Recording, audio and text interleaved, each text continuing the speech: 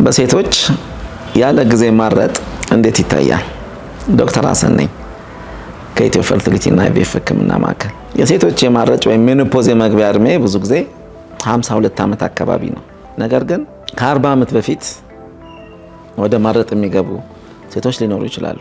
የነሱ ፕሪማቹር ኦቫሪያን ኢንሰፊሸንሲ ወይም ፕራይመሪ ኦቫሪያን ኢንሰፊሸንሲ ወይም ፕራይመሪ ኦቫሪያን ፌለር ይባላል። ከጊዜው ቀድሞ ማረጥ የሚባለው ከ40 ዓመት በፊት ሲመጣ ነው እና ይህ ማረጥ የተለያዩ ምልክቶችን በማየት ሊታወቅ ይችላል። አንዱ የመሃንነት ችግር ሊሆን ይችላል።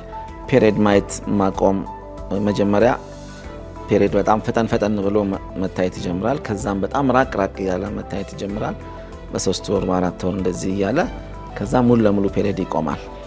ሌሎችም ቫዞሞተር ሲምፕተምስ ወይም ሆት ፍላሽ የምንላቸው እንደዚህ ውርር የሚያደርግ ሙቀት፣ ከፍተኛ የሆነ ሙቀት ፊታቸውን፣ ደረታቸውን፣ የተለያየ እጃቸውን የተለያየ ቦታ ላይ ብዙ አይቆይም። 1 ደቂቃ አካባቢ 1 ደቂቃ 2 ደቂቃ በጣም ለአጭር ጊዜ የሚቆይ ሙቀት፣ ከፍተኛ የሆነ ሙቀት ሌላ ሰው ሳይሞቀው ያ ሙቀት መጥቶ የመሄድ ከፍተኛ የሆነ ላብ ማላብ፣ ድካም፣ ባህሪ ላይም አንዳንድ የመነጫነጭ እንደዚህ በቃ እንቅልፍም የማጣት ባህሪም ላይ አንዳንድ ለውጦችን ማየት ይጀምራሉ ማለት ነው።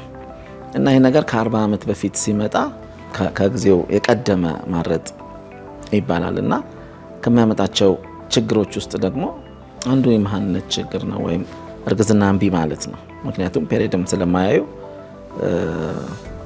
ሌሎችም ችግሮችን ያመጣል። በግንኙነት ጊዜም የብልት የመድረቅ፣ ሰውነት ላይ ያሉ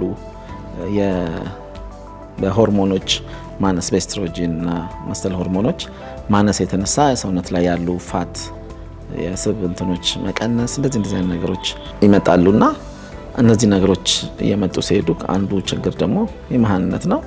መሃንነትም ባይኖር ከዚህ በፊት በቂ ልጅ የወለደችን ብትሆን ግን እነዚህ የሚመጡት ሲምፕተምስ ወይም ምልክቶች በጣም ከፍተኛ የሆነ ጭንቀትን ያመጣሉ። ስራ ቦታ መስራት ይረበሻሉ። ሳያስቡት ፊታቸው ላብ ችፍ ይልባቸዋል። እንደዚህ አይነት ነገሮችን ያመጣልና አንዳንዴ ከቤት አለመውጣት ምናምን ነገሮች ይታያሉ። ምክንያቱም ሌላ ሰው ሳይሞቀው እነሱ ሞቀኝ ይላሉ፣ ሌላ ሰው ሳያልበው እነሱ ያልባቸዋል።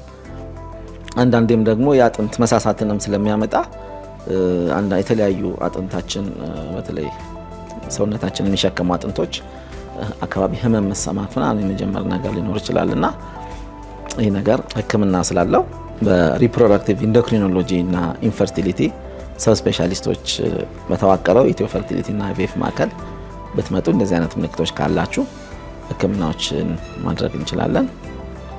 አመሰግናለሁ።